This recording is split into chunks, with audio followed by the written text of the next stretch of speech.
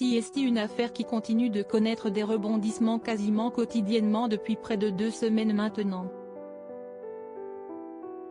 Pour rappel, le 4 novembre 2021, la footballeuse du Paris Saint-Germain et de l'équipe de France Kéra Amraoui est agressée violemment à proximité de son domicile de Chatou, Yvelines, par 2 hommes cagoulés munis de barres de fer. Dans un premier temps, les enquêteurs de la brigade de répression du banditisme de la police judiciaire de Versailles ont mis en garde à vue sa coéquipière et conductrice de la voiture le soir de l'agression, Aminata Diallo. Si elle ressort libre et sans problème à l'époque, les policiers gardent de gros soupçons sur elle et le 16 septembre, Aminata Diallo est de nouveau interpellée avant d'être mise en examen et placée en détention provisoire.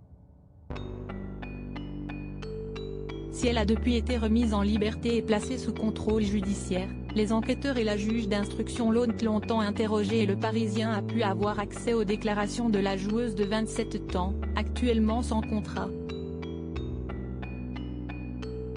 Un des éléments qui a fait grand bruit dans le dossier ces dernières semaines concerne une recherche Google qu'elle aurait effectuée quelques jours avant l'agression de Kéra Amraoui pour se renseigner sur la façon dont on peut casser une rotule. Je sais comment casser une rotule, donc je ne vais pas faire la recherche comment casser une rotule, rétorque la sportive qui nie tout en bloc. La suppression de Snapchat interroge les enquêteurs. Ce n'est pas le seul élément qui intrigue les policiers dans le comportement d'Aminata Diallo. La suppression de l'application Snapchat 2 jours après l'agression jette le trouble sur les intentions de la jeune femme.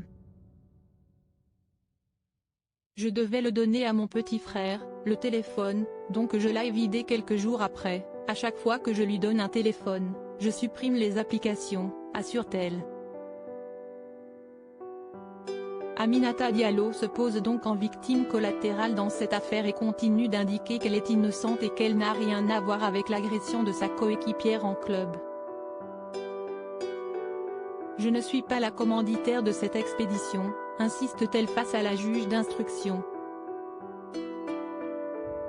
L'article sur les déclarations d'Aminata Diallo est à retrouver en intégralité sur le site du Parisien.